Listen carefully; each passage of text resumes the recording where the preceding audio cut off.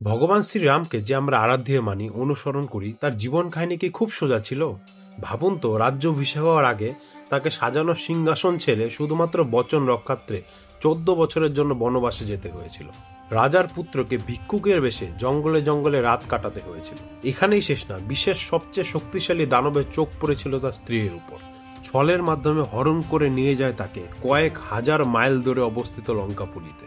পারতো না সে অযোধ্যায় ফিরে সৈন্য সামন্ত নিয়ে, রথ, হাতি, ঘোড়া নিয়ে লঙ্কার উপর আক্রমণ করতে? কিন্তু না, স্ত্রীর ফেলে রাখা চিহ্ন অনুসরণ করে বানর সেনা, জম্বুমান সেনা অর্থাৎ সমাজের সমস্ত স্তরের প্রাণীদের নিয়ে সমুদ্রের উপর পুল বানিয়ে অসম্ভবকে সম্ভব করে বিশ্বের সবচেয়ে বড় শক্তির বিরুদ্ধে লড়ে সসম্মানে তার স্ত্রীকে ফিরিয়ে এনেছিলেন তিনি। হেরে যাবার অনেক সুযোগ ছিল তার কাছে, কিন্তু হার মানেননি তিনি।